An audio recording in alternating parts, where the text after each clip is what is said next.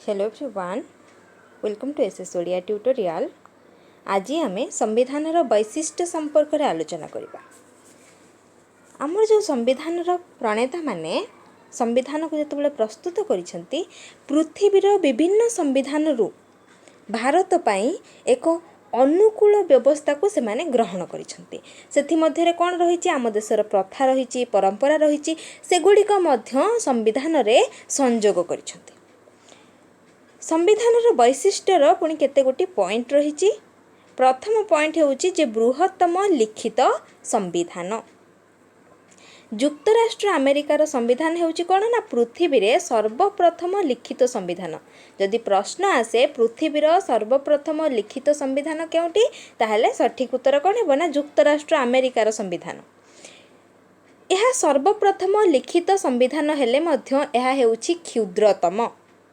भारतीय संविधान विशेषत्व होउछि कोन ना यह पृथ्वी रे बृहत्तम लिखित संविधान। मने रखि थांतु आम भारतीय संविधान जहा कि पृथ्वी रे बृहत्तम लिखित संविधान।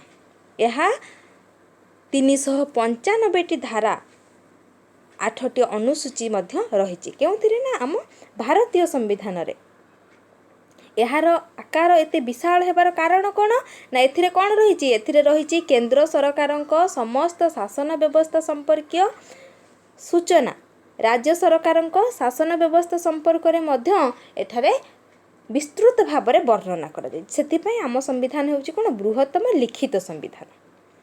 नागरिक मानकर मौलिक अधिकार कौन, राष्ट्र पई केतेक जो निर्देशमूलक नीति, संघ राज्य मध्य संपर्क, राष्ट्रपति राज्यपालक शपथ ग्रहण, देशर केतेक विशेष समस्या एथिरे सब गुड़िक स्थान पाइछि। ता सहित तफसिलभुक्त जाति मानक पई स्वतंत्र व्यवस्था, सरकारी भाषा, सरकारी चाकरी संबंधी व्यवस्था संपर्क में मध्य अति स्पष्ट भाव में संविधान रे सूचित रहिছে। भारतीय संविधान एते विशाल होइथिबारु इंग्रेज अध्यापक जेनिंग्स यहाकू आईनजीवी मानकर स्वर्ग बोली कहिसंती। यदि प्रश्न आसे आईनजीवी मानकर स्वर्ग बोली भारतीय संविधान को किए कहिसंती, यार सठिक उत्तर कोन हेबो ना इंग्रेज अध्यापक जेनिंग्स कहिसंती। जेतेबेले संविधान तैयारी हैला से समय बहु राजनैतिक झड़ झंझा मध्य गति करुथिला। प्रतिकूल परिवेश थिला संविधान को जो प्रस्तुति करिबा पई। सेति मध्यरे जेते प्रभाव आसिले मध्य संविधान माने जो प्रणेता माने संविधान को जे माने प्रस्तुत कले, से माने कोन कले ना संविधान को तांकर जो चिंता चेतना रहिछि सब गुडी को लक्ष्य रखी कि सेति पई संविधान जेतेबेले लिखित आकार रे प्रस्तुत कले, सेति पई ताहा कोन हैला ना दीर्घ संविधान होइछे। 2 नंबर पॉइंट होउछि जे नमनीयता एवं अनमनीयतार समन्वय। भारतीय संविधान जहा कि संपूर्ण नमनीय नुहे किंबा संपूर्ण अनमनीय नुहे। नमनीय संविधान कहिले कोन ना जेउ संविधानर संशोधन प्रणाली अति सरल एवं साधारण आईन प्रणयन पद्धति रे देशर व्यवस्थापक सभा द्वारा करा जाय पारे, ताकू नमनीय संविधान कहा जाय। एथिरे कोन थिबो ना संविधान रे संशोधन प्रणाली अति सहज भाव रे अति सरल भाव रे दर्शा जाइथिबो। ताहा होची कोन ना नमनीय संविधान। इंग्लैंड संविधान होची कोन ना नमनीय संविधान। अनमनीय संविधान कहिले कोन ना जेउ संविधानर संशोधन प्रणाली अति जटिल, सरल हेले ताहा नमनीय हबो, जेतेबेले जटिल हबो संशोधन प्रणाली ताहा हिजिबो कोन ना अनमनीय। एवं साधारण आईन प्रणयन प्रणाली ठारू भिन्न होई थाए, ताहाको कुहा जाय थाए अनमनीय संविधान। अमेरिकार संविधान हेउची कोन ना अनमनीय संविधान, किंतु आम भारतीय जो संविधान रहिछि यहा होची नमनीयता एवं अनमनीयतार एक मिश्रण घटिछि। आम संविधानर संशोधन प्रणाली जहा कि 368 धारा रे लिपिबद्ध होइके रहिछि। यह मध्य मन रखि थांतु। केंद्र और राज्य तालिकाभुक्त विषय, राष्ट्रपति निर्वाचन पद्धति, संघ और राज्य सरकार कार्यपालिका शक्ति गुड़िक हेउची यार अंतर्भुक्त कहार ना भारतीय संविधान। कौन सी राज्यर सीमा बा नामर परिवर्तन राज्य विधान परिषदर विलोपाग गठन मध्य यह संविधानर अंतर्भुक्त। 3 नंबर पॉइंट दर्शा जाइछि जे संसदीय शासन व्यवस्था।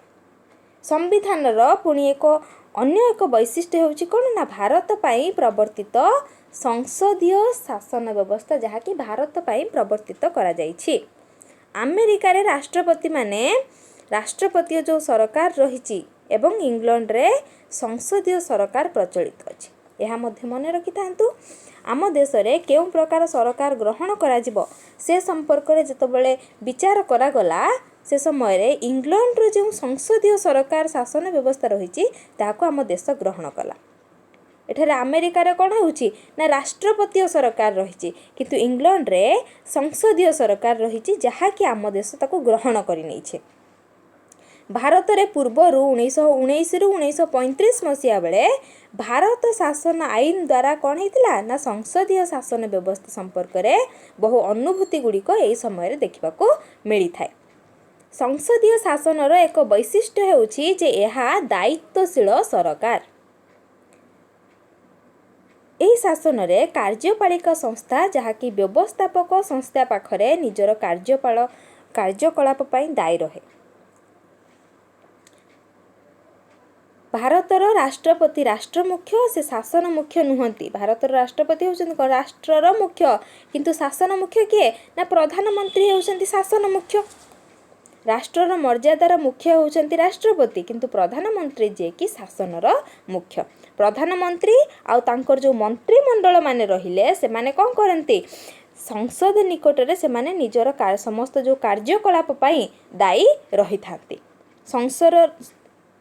संसदर बिना अनुमोदन रे कौनसी खर्च केबे हेले होई पारे नाही। सब बेल पई संसदर अनुमति दरकार। जे कौनसी राजनैतिक दल संसदर आस्था भाजन रे सब बेल पई संख्याधिक सभ्यंकर समर्थन हेले जाइकी ताहा क्षमतारे कार्यकारी होई परिबा। जेतेबेले संसद रे संख्याधिक सभ्य माने ताकू कोन करबे ना अनुमति देबे ताहाले समर्थन करिवे से समय जे ताहा कार्यकारी हेबो। परवर्ती पॉइंट होउछि कोन ना संघीय शासन व्यवस्था। भारत पई भारतीय संविधान रे संघ शासन व्यवस्थाटी रहिछि। पूर्वरु भारत ऐकिक राष्ट्र थिला। 1935 मसीहा भारत शासन आईन अनुसार भारत रे राष्ट्र संघ परिकल्पना करा जायथिला। किंतु सेतबेले कोन थिला ना द्वितीय विश्वयुद्ध आरंभ होइतिला। सेही कारणरू केंद्र रे राष्ट्र संघ कोन करितिला ना प्रतिष्ठा करि पारला नाही। से उद्देश्य रे प्रादेशिक स्वतंत्रता सेबेठारू आरंभ हो जाइतिला। भारतीय राष्ट्र संघ स्थायी एवं अविच्छेद्य। एही कारणरू आम संविधान रे राष्ट्र संघ शब्दर व्यवहार करा न जाई भारतीय संघ नाम रे यह नामित होछि। गोटे राष्ट्र संघ रे जेउ सब वैशिष्ट्य गुरिक परिलक्षित हेबा कथा ताहा भारत रे रहिछि। यार प्रथम वैशिष्ट्य होछि कोन ना गोटे लिखित और सार्वभौम संविधान प्रचलन। यह होछि तार प्रथम वैशिष्ट्य। केंद्र और राज्य मध्य क्षमता बंटन होछि संघीय शासन व्यवस्थार अन्य एक लक्षण। यह मध्य मन रखि थांतु जे केंद्र और राज्य मध्य क्षमता बंटन जहाँकि संघीय शासन व्यवस्थार यह एक लक्षण। अध्यापक के.सी. हियर मतरे भारत हेउछि केंद्रीभूत राष्ट्र संघ। अन्य पक्षरे कहिबाकू गले भारत हेउछि कोन ना आनुषंगिक संघीय लक्षण थिबा एक ऐकिक राष्ट्र। आउ केतेक मत प्रदान करिसंती जे भारत रूपरे राष्ट्र संघ होइथिले मध्य असल रे यह होछि कोन यह होछि एक ऐकिक एकता रहिछि एथिरे। ए जो मतभेद गुड़िक आम जानिले एथिरे केते सत्यता रहिछि ना क्षमता बंटन रे राज्य सरकारक अपेक्षा केंद्र सरकारक हाथ रे एठारे अधिक क्षमता दिया जाइछि। क्षमता बंटन रे बहिर्भूत जो अवशिष्ट क्षमतार अधिकारी किए होछि ना केंद्र सरकार सबुठारु अधिक क्षमता काकू दिया जाइछि ना राज्य सरकारक अपेक्षा एठारे केंद्र सरकारक अधिक क्षमता दिया जाइछि। संविधानर 249 धारा रे राज्यसभार निष्पत्ति क्रमे केंद्र सरकार राज्य तालिकार अंतर्भुक्त विषय उपरे आईन प्रणयन करिथांती। संविधानर 352 धारा अनुसार जातीय जरूरीकालीन परिस्थिति जेतबेले घोषणा करा गला, जेतबेले जातीय जरूरीकालीन परिस्थिति देखा से समय संविधानर 352 धारा जहाँकि घोषणा करा जाए जरूरीकालीन परिस्थिति। 356 धारा अनुसार कौन सी राज्य रे राष्ट्रपति शासन प्रचलित हेले केंद्र सरकार समस्त क्षमतार अधिकारी होइथांती। 360 धारा अनुसार आर्थिक जरूरीकालीन परिस्थिति घोषणा हेले राज्य सरकारଙ୍କ समस्त आर्थिक क्षमता जहाँकि केंद्र सरकारଙ୍କ तत्वावधान रे रहे। एही दृष्टि जदि विचार करा जाए ताहले भारत साधारण परिस्थिति रे राष्ट्रसंघीय किंतु जरूरीकालीन परिस्थिति रे होची कोन एहा होची ऐकिक। संविधानर 3 और 4 धारा अनुसार राज्य गुड़ी को लोप कर जो अधिकार ताहा मध्य केंद्र सरकार हाथ में रही। केउं धारा अनुसार ना संविधानर 3 और 4 धारा अनुसार एथिरे राज्य गुड़ी को लोप कर जो अधिकार रही ताहा केंद्र सरकार को दिया जायछि। एही दृष्टिकोण विचार कले भारतीय राष्ट्रसंघ को केंद्रीभूत राष्ट्रसंघ बोली कहुए। ठीक अच्छे। 5 नंबर पॉइंट होची गणतांत्रिक साधारणतंत्र। एठार आमे परवर्ती समय आलोचना करिबा। आजिर आलोचनाटी को आमे एट शेष करिबा। जो माने वर्तमान पर्यंत चैनल को सब्सक्राइब करि नाहंती प्रथमे चैनल को सब्सक्राइब करंतु, वीडियो को लाइक करंतु, ता सहित निज संगसाथी मानको मध्य शेयर करंतु। Thank you.